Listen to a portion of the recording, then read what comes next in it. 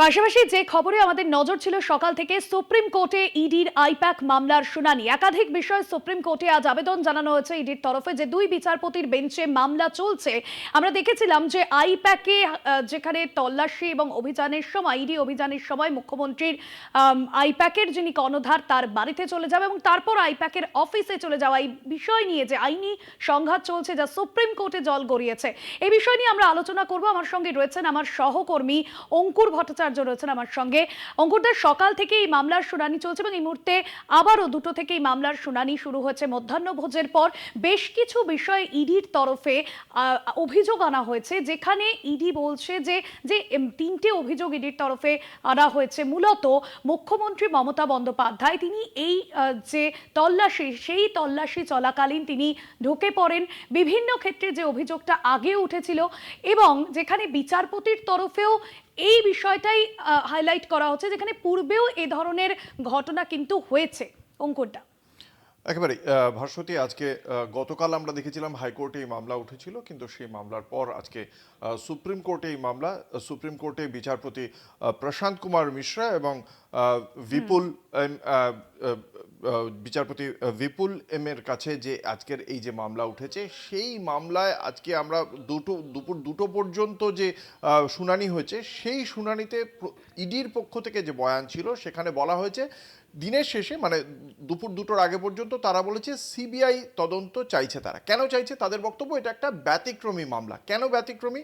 কারণ যে অভিযোগটা তাদের, যে প্রতীক জৈন আইপ্যাকের কর্ণধার, তার বাড়িতে যখন ইডির পক্ষ থেকে যে তল্লাশি অভিযান চলছিল সেই সময় সেখানে প্রবেশ করেছিলেন রাজ্যের মুখ্যমন্ত্রী এবং তার পাশাপাশি সেখানে ছিলেন রাজ্য পুলিশের শীর্ষ কর্তারা। ফলে সেই মামলা কখনোই যদি কোনো এফআইআর করাও হয়, তাহলে তার যথাযথ তদন্ত যা হওয়া উচিত ছিল সেই প্রত্যাশিত তদন্ত হবে না। এই অভিযোগ রয়েছে ইডির পক্ষ থেকে, সেই কারণেই তারা সিবিআই তদন্ত চাইছে।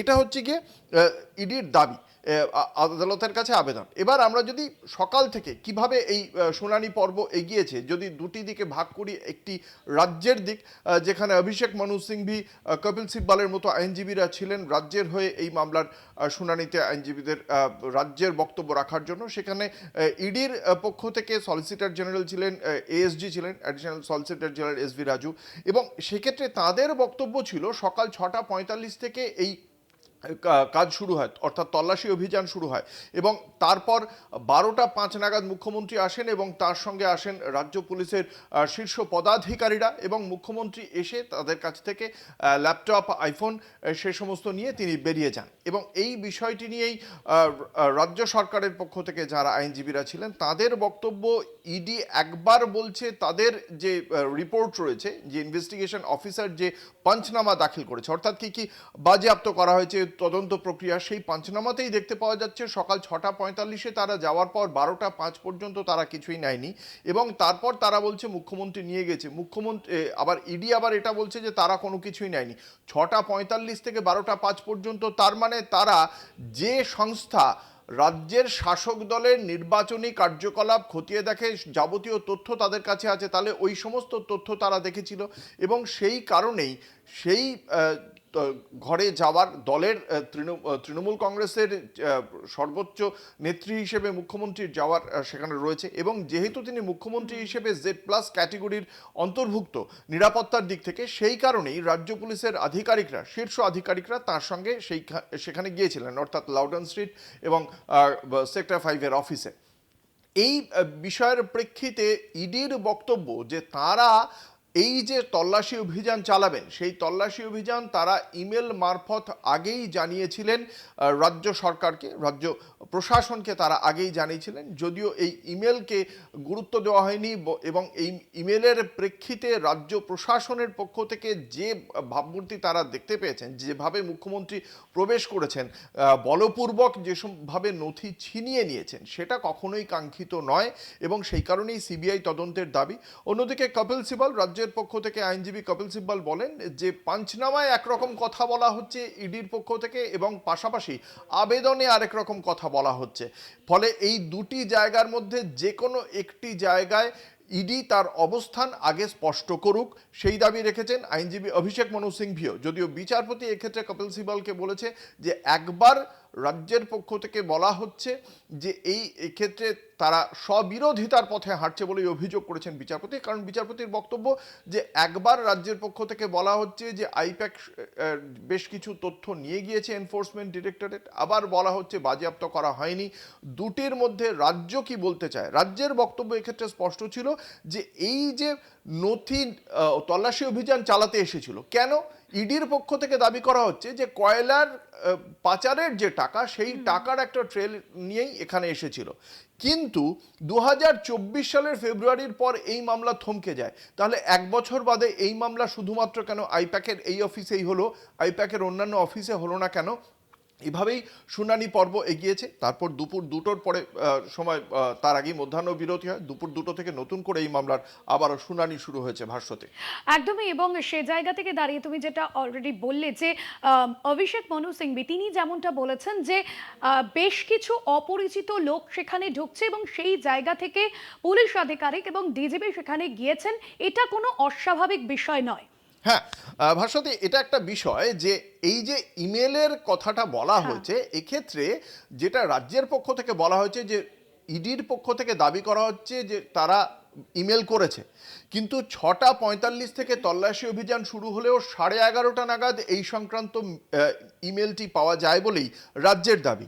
এবং সে কারণে তার আগে রাজ্য পুলিশের কাছে এই তথ্য এসে পৌঁছেছিল যে লাউডন স্ট্রিটে এবং সেক্টর 5-এ বেশ কিছু অজ্ঞাত পরিচয় মানুষ সেখানে গিয়েছেন তল্লাশি অভিযান চালাতে। যদি তাই হয়, সেই অজ্ঞাত পরিচয় ব্যক্তিরা কারা, যারা রাজ্যের শাসক দলের যাবতীয় নির্বাচনী তথ্য যারা খতিয়ে দেখছেন, তারা কারা সেটা দেখতেই রাজ্য পুলিশের প্রশাসনিক আধিকারিকরা সেখানে পৌঁছে যান বলেই রাজ্যের পক্ষ থেকে জানানো হয়েছে। এবং সেক্ষেত্রে তাদের বক্তব্য যে কোনো দুষ্কৃতীও তো এভাবে রাজ্যের শাসক দলের নির্বাচনের যাবতীয় কৌশলগত স্ট্র্যাটেজিগত যে সমস্ত তথ্য তা যদি নিয়ে নেন, তাহলে সেটা অত্যন্ত গুরুত্বপূর্ণ বিষয়। সেই কারণেই তারা সেখানে গিয়েছিলেন বলে জানানো হয়েছে রাজ্যের পক্ষ থেকে। একদমই, এবং আবার শুনানি যে শুরু হয়েছে, অর্থাৎ ইডি এবং রাজ্য যে আইনি যুদ্ধ, সেই আইনি যুদ্ধ কোথায় যেতে চলেছে অঙ্কুর দাসের ক্ষেত্রে?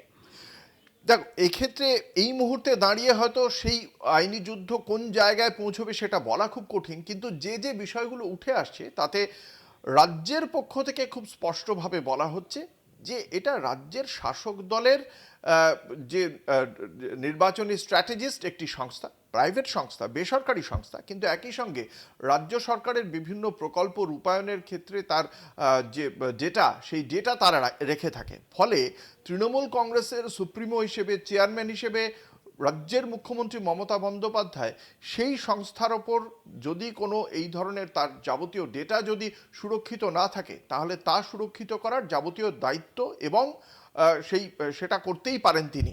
সেই কারণেই তার সেদিন লাউডন স্ট্রিটের বাড়িতে যাওয়া বা সেক্টর 5-এ গোদরেজ ওয়াটারসাইডের অফিসে যাওয়া। অন্যদিকে ইডির বক্তব্য, যেভাবে ইডির আধিকারিকদের উপস্থিতিতে নথি ছিনিয়ে নেওয়া হয়েছে, সেটা কখনোই একজন মুখ্যমন্ত্রী যিনি প্রশাসনের সর্বোচ্চ পদে রয়েছেন, যিনি কোথায় সরকারি কাজে তিনি হস্তক্ষেপ না করে সহযোগিতা করার কথা, তিনি কেন এই কাজ করছেন? তিনি যখন এই কাজ করছেন, সরকারি কাজে হস্তক্ষেপ করেছেন, ফলে সিবিআই তদন্ত এনে তাকেও তদন্তের আওতায় আনা উচিত, এমনটাই দাবি করা হচ্ছে ইডির পক্ষ থেকে। তারা DGP, police commissioner, Kolkata police commissioner, তাদেরকে সাসপেন্ডের দাবি তুলেছেন। ফলে এই বিষয়টি শীর্ষ আদালতে যেহেতু বিচারাধীন, তখন এই মামলা কোথায় কোন দিকে যেতে পারে সেটা এই মুহূর্তে দাঁড়িয়ে সমীচীন নয়। আমরা দর্শকদের সর্বশেষ যে তথ্য, শুনানির যে গতি প্রকৃতি, সেটা শুধুমাত্র জানাতে পারি। একদমই অঙ্কুরদা, এবং গত 9 জানুয়ারি আমরা দেখেছিলাম যে কলকাতা হাইকোর্টে যখন এই বিষয়টা ওঠে, সেই সময় কিন্তু একটা হই হট্টগোল পরিস্থিতি তৈরি, এবং সেই নিয়েও কিন্তু আজকে বিচারপতি তিনি ক্ষোভ প্রকাশ করেছেন। হ্যাঁ, তিনি বলেছেন যে যে চিত্র দেখতে পাওয়া গিয়েছে সেই চিত্র কখনোই কাঙ্ক্ষিত ছিল না।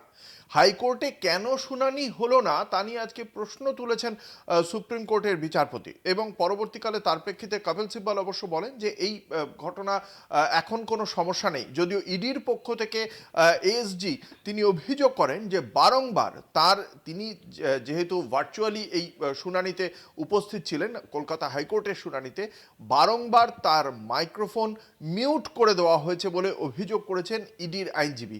ফলে এই অভিযোগ অত্যন্ত গুরুতর অভিযোগ বলেই মনে করছেন সুপ্রিম কোর্টের দুই বিচারপতির বেঞ্চ। তারা স্পষ্টভাবেই বলছেন এটা কখনোই কাঙ্ক্ষিত নয়। ফলে সুপ্রিম কোর্টের শুনানির যেখানে চলছে সেই শুনানির ক্ষেত্রে এটাও হয়তো একটা অন্যতম প্যারামিটার হবে বিচার করার ক্ষেত্রে, মাপকাঠি হয়ে উঠবে আগামী দিনে এই বিচার করার ক্ষেত্রে, যে এই মামলাটা এরপরে যেহেতু হাইকোর্টেও এই মামলাটির একটি অংশ বিচারাধীন, সেই মামলা আর হাইকোর্টে এই ক্ষেত্রে যাবে কিনা সেই বিষয়টি কিন্তু একটা বড় গুরুত্বপূর্ণ জায়গা তৈরি হবে। একদমই অঙ্কুরদা, এবং সেক্ষেত্রে এই যে কপিল সিব্বল তিনি যেমনটা বলছেন যে দলের তরফে সুপ্রিমোর পূর্ণ অধিকার রয়েছে সেখানে যাওয়ার, এবং যে ডিজিটাল ডিভাইস নিয়ে আসার কথা বলছে, যে অভিযোগটা আনছে সেটা সম্পূর্ণভাবে ভিত্তিহীন এবং মিথ্যে। এই যে ভিত্তিহীন বা মিথ্যে বলে দেওয়া হচ্ছে সরাসরি, সেক্ষেত্রে এটা একটা গুরুত্বপূর্ণ জায়গা যে মুখ্যমন্ত্রী সেখানে গিয়েছিলেন।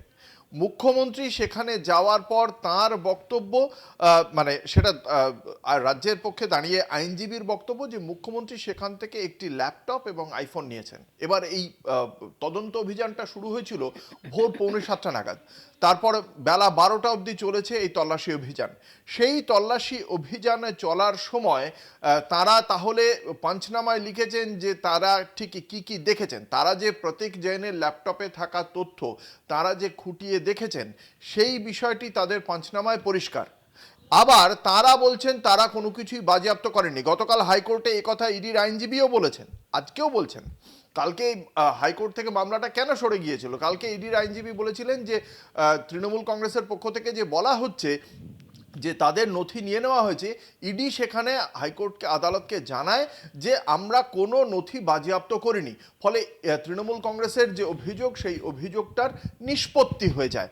আজকে কি হচ্ছে, আজকে রাজ্যের কাছে যখন এই মামলাটা আসছে তখন রাজ্যের পক্ষ থেকে বলা হচ্ছে এই সময়ের মধ্যে জানতে পারা গিয়েছে, ইডি তার পাঞ্চনামায় উল্লেখ করছে যে তারা যে ল্যাপটপটা দেখেছে, ল্যাপটপের ভেতরে থাকা নথি যে তারা দেখেছে সেটা স্পষ্ট।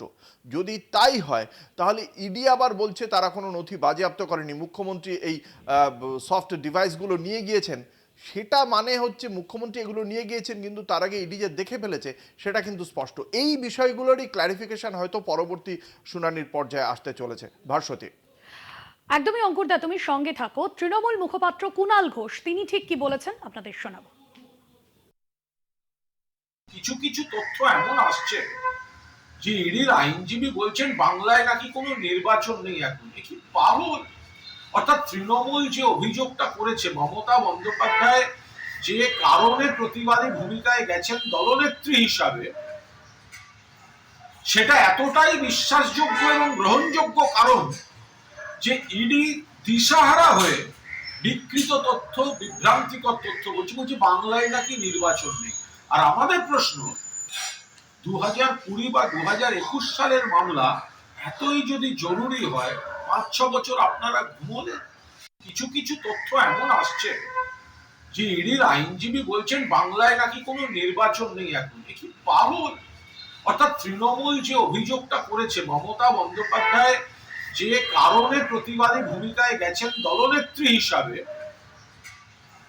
সেটা এতটাই বিশ্বাসযোগ্য এবং গ্রহণযোগ্য কারণ যে ইডি দিশাহারা হয়ে বিকৃত তথ্য, বিভ্রান্তিকর তথ্য বলছি বাংলায় নাকি নির্বাচন নেই।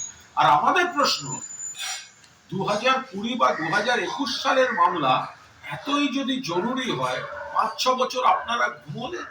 কিছু কিছু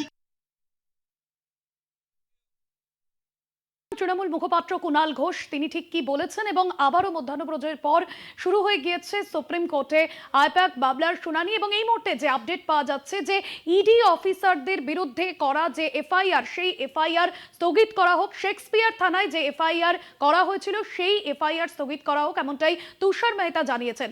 অঙ্কুরদা রয়েছেন আমার সঙ্গে। অঙ্কুরদা, এই মুহূর্তে এই আপডেট আমরা পাচ্ছি।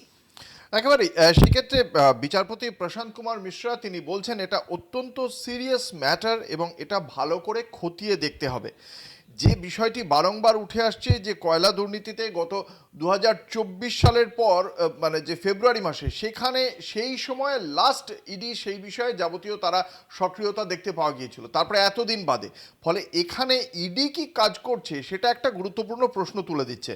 রাজ্য পুলিশের পক্ষ থেকে যেটা রাজ্য সরকারের পক্ষ থেকে যেটা পরিষ্কার বলা হচ্ছে যে ইডি যখন হাইকোর্টে মামলা করছে তখন আবার সেটা আবার সুপ্রিম কোর্টে মামলা করেছি তখন সেটা শুনতে রাজি নয়, এবং 11:30টায় তারা মেল পাঠিয়ে বলছে যে তল্লাশি করার কথা। 5 ঘন্টা অতিক্রম করে যাওয়ার পর তারা মেল করে জানাচ্ছেন যে তারা তল্লাশি করছেন। ফলে এই সময়ের মধ্যে তারা কেন আগে জানাননি? ফলে ইডির যে উদ্দেশ্য সেই উদ্দেশ্য নিয়েই কার্যত রাজ্যের আইনজীবীরা আদালতের কাছে প্রশ্ন তুলে দিয়েছেন। অন্যদিকে যেটা বলা হয়েছে, ইডির পক্ষ থেকে বলা হয়েছে যে এই জানুয়ারি যেটা ঘটেছে সেটা কার্যত ডাকাতি বলে অভিহিত করছে এনফোর্সমেন্ট ডিরেক্টরেট। আজকে তাদের পক্ষ থেকে বলা হচ্ছে যে ইডির আধিকারিকরা যারা সেখানে গিয়েছিলেন সেখানে তাদের কাছ থেকে কার্যত ছিনিয়ে নেওয়া হয়েছে এবং এটা ডাকাতির সমতুল্য বলেই মনে করা হচ্ছে, এবং যাতে যুক্ত কারা? রাজ্যের প্রশাসনিক প্রধান, মুখ্যমন্ত্রী এবং তার সঙ্গে পুলিশের শীর্ষ আধিকারিকরা। ফলে নিরপেক্ষ তদন্তের জন্য স্থানীয় পুলিশকে দিয়ে এই তদন্ত কখনোই ঠিক নয়, এর জন্য সিবিআইকে দিয়েই তদন্ত করাতে হবে বলেই দাবি করা হচ্ছে এনফোর্সমেন্ট ডিরেক্টরেটের পক্ষ থেকে। এবং যেহেতু এটাকে সিরিয়াস ম্যাটার হিসেবে বিবেচনা করছেন সুপ্রিম কোর্ট, ফলে সেই সিরিয়াস ম্যাটার হিসেবে বিবেচনা করার ফলে সেখানে সুপ্রিম কোর্ট সিবিআই তদন্তের দিকে এটা দেবেন, মানে তারা রায় দেবেন, নাকি এই মামলা শুনানির ক্ষেত্রে যেহেতু একই সঙ্গে তারা বলছেন এটা ভালো করে খতিয়ে দেখতে হবে। অর্থাৎ ইডির যে তদন্ত সেই তদন্ত আদতে রাজনৈতিক উদ্দেশ্য প্রণোদিত কিনা, যে অভিযোগ বারংবার করা হচ্ছে রাজ্যের শাসক দল এবং রাজ্য সরকারের পক্ষ থেকেও বলা হচ্ছে যে এটা রাজনৈতিক উদ্দেশ্য প্রণোদিত এই তদন্ত কার্য। তার প্রেক্ষিতে রাজ্যের কি যুক্তি রয়েছে বা তৃণমূল কংগ্রেসের কি যুক্তি রয়েছে? গতকাল আমরা হাইকোর্টেও দেখেছিলাম বা আজকেও দেখতে পাওয়া যাচ্ছে কি যে 2024 সালের ফেব্রুয়ারি মাসের পর যে কয়লা পাচার কেন্দ্রে তদন্তে কোনো অভিযানই হয়নি, কোনো তদন্ত সক্রিয়তাই দেখতে পাওয়া যায়নি, হঠাৎ করে এ রাজ্যে ভোটের আগে সেই তদন্ত প্রক্রিয়া শুরু হলো। আজকে বিচারপতি আবার জিজ্ঞাসা করেছেন যে এ রাজ্যে ভোটটা কে করে, নির্বাচন কমিশন করে নাকি আইপ্যাক করে? তারপরে আমরা দেখলাম রাজ্যের আইনজীবীর পক্ষ থেকে সেই বিষয়ে একটা ব্যাখ্যা দেওয়া হয়েছে যে নির্বাচন কমিশন অবশ্যই পরিচালনা করে, কিন্তু তৃণমূল কংগ্রেস রাজ্যের যে শাসক দল তার হয়ে আইপ্যাক এই নির্বাচনী স্ট্র্যাটেজি তৈরি থেকে যাবতীয় কৌশলগত পদক্ষেপের ক্ষেত্রে গুরুত্বপূর্ণ ভূমিকা নেয়। ভাস্বতী। একদমই অঙ্কুরদা, এবং সে জায়গায় তুষার মেহতা তিনি যে বিষয়টা স্পষ্ট করছেন, যদি কেউ সৎ উদ্দেশ্যে সেখানে তদন্ত করতে যায় ইডির মতো তদন্তকারী সংস্থা, সেক্ষেত্রে কিন্তু ফৌজদারি মামলা করা যায় না। কিন্তু রাজ্যের তরফে যে যুক্তি তুমি বললে যে 24শে ফেব্রুয়ারির পর 2024 সালে সেই মামলার কিন্তু স্থগিত হয়ে যায়, সেই তদন্ত স্থগিত হয়ে যায়, তাহলে হঠাৎ কেন এই নির্বাচনের আগে ইডির এই তৎপরতা? সেই প্রশ্নটা কিন্তু এই অভিযানের দিনও উঠেছিল অঙ্কুরদা। অবশ্যই সেই অভিযোগ বা সেই প্রশ্ন তো বারংবার উঠবে। তার কারণ এক্ষেত্রে একটা গুরুতর বিষয় যে ইডি প্রথমত এত দেরিতে একটা তদন্ত অভিযান শুরু করছে, দ্বিতীয়ত সকাল 6:45 থেকে যখন ইডি কোনো একটা জায়গায় প্রবেশ করছে তদন্ত অভিযানের জন্য, সেই অভিযানের পর 11:30টার সময় 5 ঘন্টা প্রায় দেরিতে তারা মেল পাঠাচ্ছে রাজ্য প্রশাসনকে যে তারা তদন্ত করতে যাচ্ছে। এই মেলটা কেন 5 ঘন্টা দেরিতে এলো? 3, তারা পাঞ্চনামায় বলছে যে তারা ওই ল্যাপটপে কি কি তথ্য আছে সেগুলো তারা খতিয়ে দেখেছে, আবার তারপরে আদালতে আবেদনের সময় জানাচ্ছে তারা কোনো কিছু বাজেয়াপ্ত করেনি। এই যে এতগুলো জায়গায় ইডির যে বয়ান, সেই বয়ানে দুরকম বা দ্বিচারিতা না বললেও এক্ষেত্রে স্ববিরোধিতাও বলা যেতে পারে বা তথ্যে অসঙ্গতি বলা যেতে পারে। এই যে তথ্যে অসঙ্গতিগুলো রয়েছে সেই তথ্যে অসঙ্গতি কিন্তু প্রশ্ন তুলে দিচ্ছে যে ইডির এত একটি তদন্তকারী সংস্থা তারা তদন্ত করতে যাচ্ছে, তাদের নিয়ম হলো রাজ্যের প্রশাসনকে জানানো, তারা নির্দিষ্ট সময় জানাবে, সেই অনুযায়ী তদন্ত করতে যাবে এবং তারপরে তাদের বাজেয়াপ্ত নামায় যা যা লেখার সেটা লিখবে, আবেদন যদি করতে হয় তার প্রেক্ষিতে সেটাও তাই করবে তারা। একদম, এবং এই শুনানি প্রক্রিয়া মুহূর্তে চলছে, কোন দিকে যায় সেটা অবশ্যই নজর থাকবে। তবে একটা বিরতির সময় হয়ে গিয়েছে, ফিরে আসছি বিরতির পর, সঙ্গে থাকুন।